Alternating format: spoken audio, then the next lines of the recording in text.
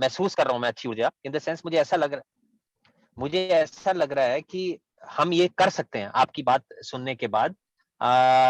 जहां तक स्कूल की बात है, ऑस्ट्रेलिया में एक स्कूल है जो बुद्धिस्ट बेस्ड, एक ही स्कूल है पूरे ऑस्ट्रेलिया में, एकेडमिक स्कूल है जो बुद्धिस्ट बेस्ड है।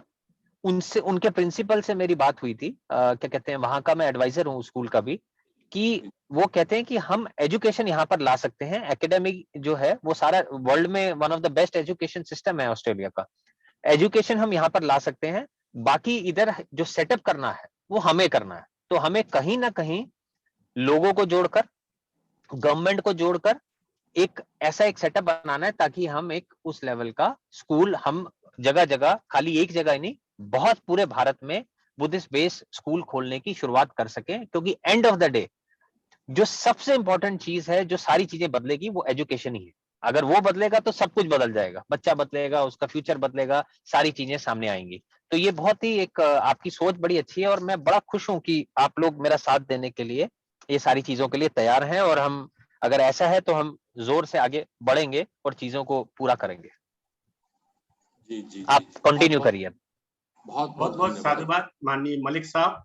मेरा आपसे अनुरोध है, जहाँ तक आप जुड़े रहें, आचार्य जी को भी सुने, जहाँ तक आप बने रहें। आचार्य जी का जो है बेस वो कंस्ट्रक्शन, संघ कंस्ट्रक्शन बेस है। तो मेरा आपसे अनुरोध है, आप सुनेंगे। आपका बहुत बहुत साधुवाद। अब मैं हमारे दिल्ली से बेहतरीन मोटिवेटर, जो धम्म के मोटिवेट रखते हैं, माननीय सुधीर दास साहब, जो बी द पीपल कॉन्सेप्ट के साथ भारत के सभी साथियों को एक साथ लाना चाहते हैं, उनसे मेरा अनुरोध है 10 मिनट अपना कॉन्सेप्ट रखें, और जो धम्म का संदेश है, बाबा साहब का संदेश है, उसको रखें। माननीय सुधीर राज सिंह साहब।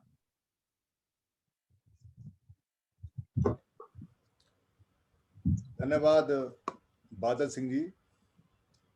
दूसरी बार मैं आपके सभी साथियों के साथ आज यहाँ हूँ।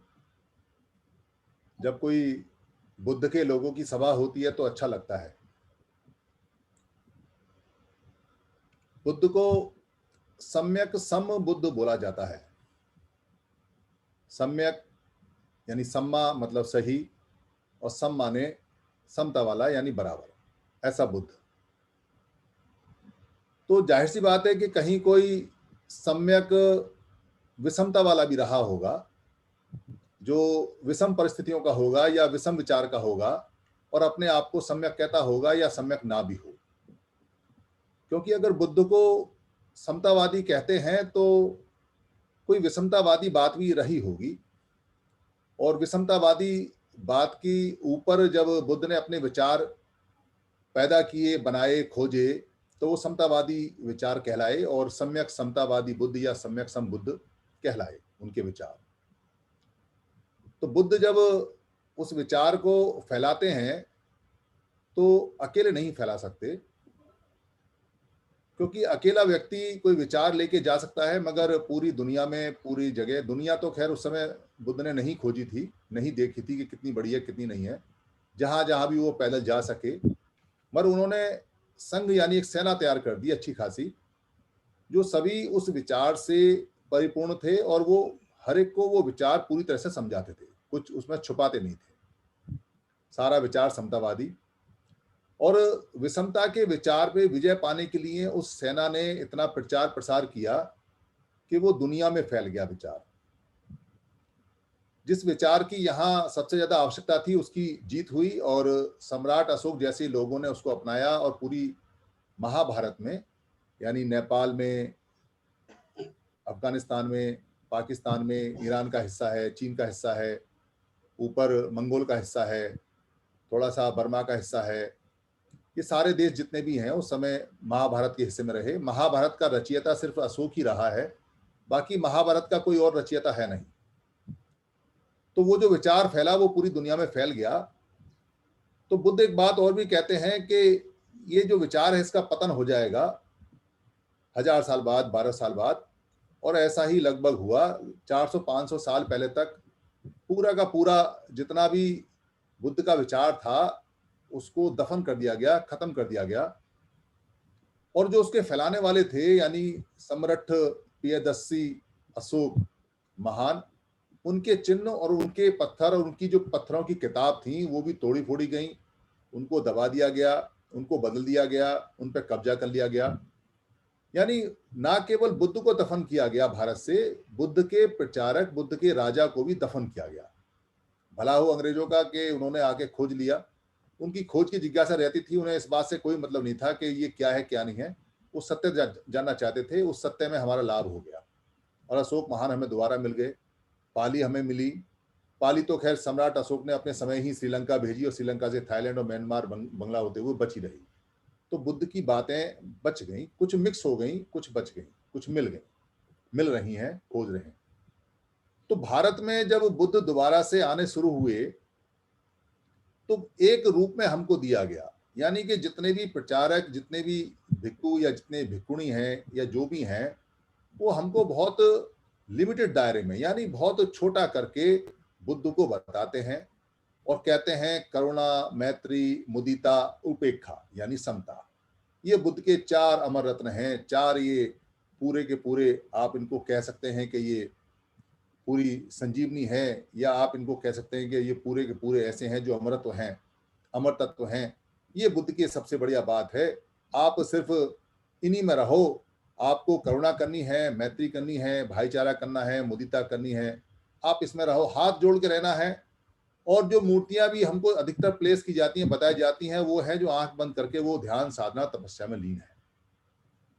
तो बुद्ध का इतना हिस्सा हमारे सभी लोगों के दिमाग में भारत में डाला जा रहा है और हमको कहा जा रहा है कि बुद्ध बड़े शांति प्रिय हैं, बड़े बहुत बढ़िया हैं, बड़े प्यार के हैं, बड़े बहुत बढ़िया हैं। मगर बुद्ध ने किया क्या दरअसल? उस पेड़ के नीचे, जिस पेड़ की पूजा शुरू हो गई और जिसको ये नहीं पता चलता कि पेड़ के नीचे क्या किया, बुद्ध ने 7 हफ्ते तक इस बात को सोचा कि मैंने अपना जीवन जैसे सुखी बनाने का रास्ता ढूंढा है, मेरे लोगों का सुखी बनाने का रास्ता क्या है। फिर उन्होंने एक संघ बनाया, वो संघ बना के वो रास्ते सारे बताए, उसमें सब चीज बताई उन्होंने, चाहे वो राजा के नियम हैं, चाहे प्रजा के नियम हैं, चाहे गरीब के नियम हैं, चाहे अमीर के नियम हैं। कोई आदमी अगर ये कहे कि आपको देना है, दे के खुशी पानी है, आपको देने वाला बनना चाहिए, तो ये वही नियम है जिसमें आपको कहा जाता है कि कर्म किए जा, फल की इच्छा मत कर। अगर ये बुद्ध का नहीं है, कोई आदमी अगर ये कहता है कि आपको सिर्फ देना ही देना है और दे के सुख पाना है, तो भैया लेने वाला कौन है? तो लेने वाला क्या दुखी रहेगा क्या? तो बुद्ध कहते हैं कि आपको इतना कमाना है कि आपके लिए भी सुखी रहे, आपका भी काम चले, आपके माँ बाप का भी काम चले, आपके भविष्य का भी काम चले, और एक हिस्सा आप दान में भी दो। और दान वही दो जिसमें आपको कष्ट ना हो। वो दान नहीं देना है कि आपको दुख हो और आप दान दो। नियम बड़े स्पष्ट हैं उनके जो बताए हैं, एक तरफा नियम नहीं है। तो वो अपनी इन सारी बातों को जो एक युद्ध लड़ते हैं, यानी कि एक रण करते हैं। जो शरण शब्द आता है, जब हम कहते हैं बुद्धं शरणं गच्छामि, तो शरण का मतलब, एक तो ये शरण नहीं है क्योंकि पाली में शय नहीं है, तो शरण है। तो सरना एक बहुत बड़ा उत्सव भी होता है बिहार के अंदर, जो सरना उत्सव होता है। तो शरण का उन लोगों ने मतलब बदल दिया। शरण का मतलब ये कह दिया कि जैसे हमारे आदरणीय धर्म प्रकाश भारती जी हैं या बादल सिंह जी हैं, और मैं उनके चरणों में जाके लेट जाऊं तो मैं शरणागत हो गया, या उनकी छत्र छाया में आ गया तो मैं उनका शरणागत हो गया, शरण में चला गया।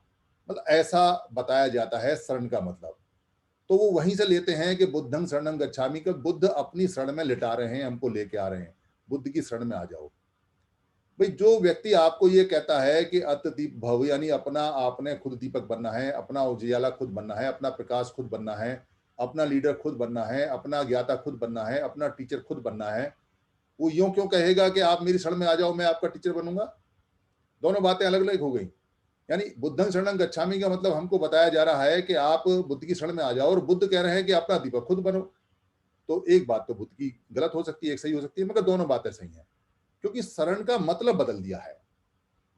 रण जो आप समझते हो, रण का मतलब होता है रण क्षेत्र, जैसे समझते हो वहीं से रण बना हुआ है। रण क्षेत्र या रण यानी कि युद्ध का क्षेत्र, जहां कहीं किसी गलतवाद का विरोध हो, युद्ध हो, उससे विरुद्ध जाए, हम उसके विरुद्ध हो के युद्ध हो, उसको रण बोलते हैं, रण बोलते हैं। तो से माने होता है निज, यानी कि खुद, और रण माने होता है विरुद्ध जाना, उसके जो बुराई है उसके विरुद्ध जाना। अब इसका मतलब समझो क्या कहते हैं। बुद्ध कहते हैं बुद्धं शरणं गच्छामि, यानी कि आपने खुद ही युद्ध करना है बुद्ध की शिक्षाओं के अनुसार। फिर कहते हैं धम्मं शरणं गच्छामि, यानी आपने धम्म प्राकृतिक नियमों के अनुसार खुद की बुराइयों से युद्ध करना है, उसके लिए जाना है। फिर कहते हैं संघं शरणं गच्छामि, यानी ऐसे लोग, संघ माने होता है सही विचारधारा के साथ वाले लोग, जो संघ हैं उनके साथ आपने बुराइयों से युद्ध लड़ना है, रन करना है, शरण करना है, उसके लिए जाना है, तब दोनों मतलब सही होते हैं। तो चीजें सारी बदल बदल के पेश की गई हैं। और बाबा साहब थोड़ा चले गए जल्दी, क्योंकि बाबा साहब ने 16वां वॉल्यूम दिया है हमको, जो पाली का है, हम उसको पढ़ते नहीं है। क्यों नहीं पढ़ते? पाली है भाई। आप दुनिया का जो सबसे बेस्ट जानकार है, बुद्ध के बाद का जो सबसे ज्यादा पढ़ा लिखा व्यक्ति है, जो आपका सबसे बड़ा ज्ञान मार्ग है, जिसको आप विश्व रत्न कहते हो, जो खुद मराठी जानते हैं, जो हिंदी जानते हैं, जो इंग्लिश जानते हैं, जो जर्मन जानते हैं, जो संस्कृत जानते हैं, वो आपको अगर दे के जाते तो कम से कम इंग्लिश की डिक्शनरी दे के जाते हैं, मराठी की दे के जाते हैं, हिंदी की दे के जाते हैं, मगर वो पाली की दे के जा रहे हैं। और वो कह रहे हैं कि पाली की डिक्शनरी 16वां वॉल्यूम है। वो इसलिए है कि ताकि धर्म को जानने वाले लोग पाली के 16वें वॉल्यूम को पढ़ें और पढ़ के सीखें कि बेसिकली हमारा जो बुद्ध ने जो एक्चुअल बताया वो है क्या और बदल क्यों दिया है। इस बात को आपको समझें कि कोई बुद्ध की भाषा, जब बुद्ध ने जिस भाषा में बोला है, जो जन भाषा है, लोगों की भाषा है, आज की हिंदी है, तो कोई व्यक्ति उसको संस्कृत क्यों करना चाहता है, क्यों संस्कृत में बदलना चाहता है, उसकी मंशा क्या है, क्या जरूरत पड़ी है? संस्कृत जानने वाला हर व्यक्ति पाली जानता है, क्योंकि पाली बहुत आसान लैंग्वेज है और संस्कृत टफ है, जो पाली से बनी है।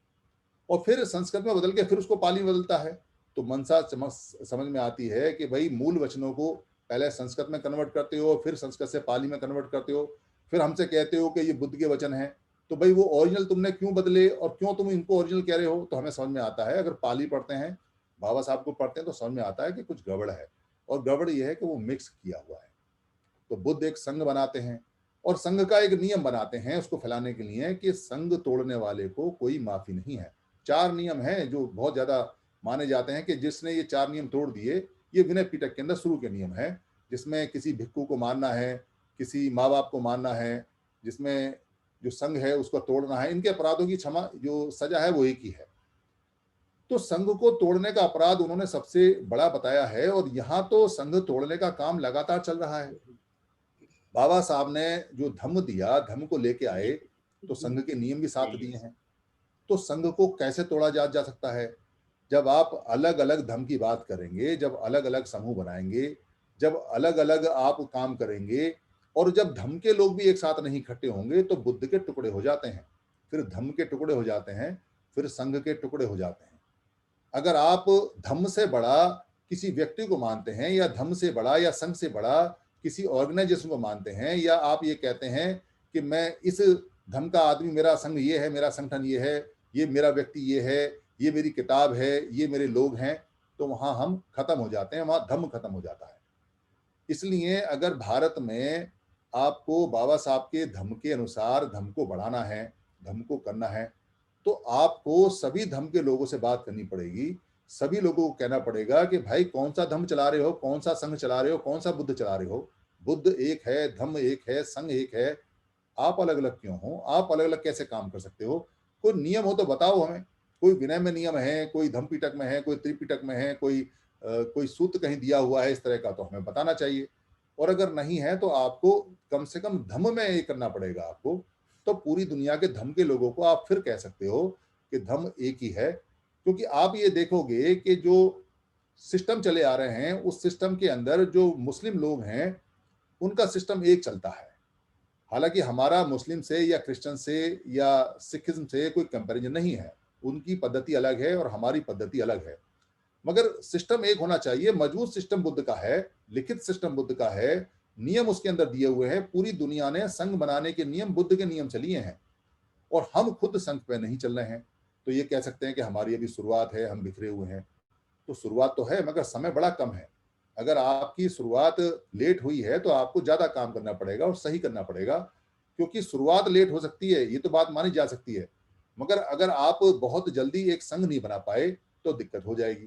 क्यों हो जाएगी दिक्कत? क्योंकि यहाँ आप देखोगे कि यहाँ जैसे महाबोधि सोसाइटी है, वो आप तक नहीं पहुंची, वो आप तक पहुंचेगी भी नहीं।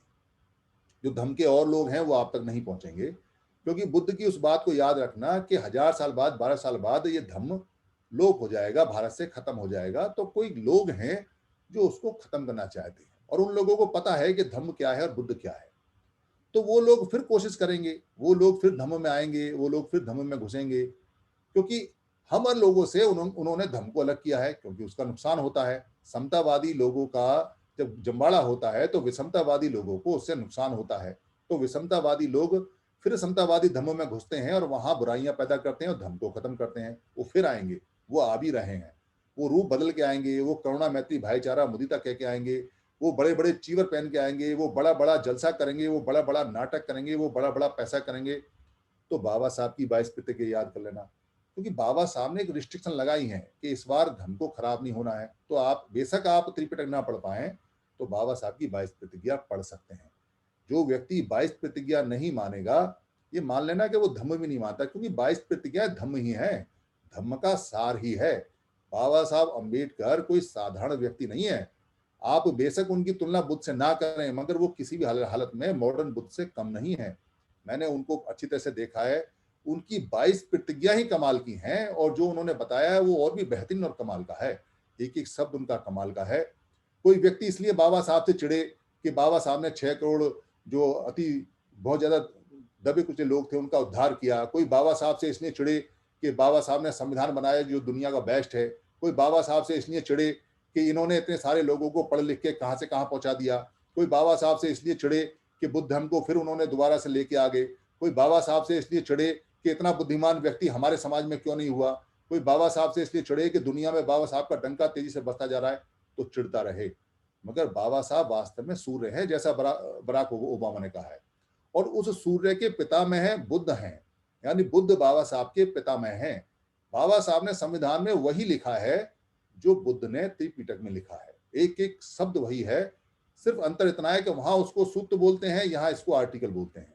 वहां वो पाली में है, यहाँ वो बाबा साहब ने अंग्रेजी में कन्वर्ट कर दिया है।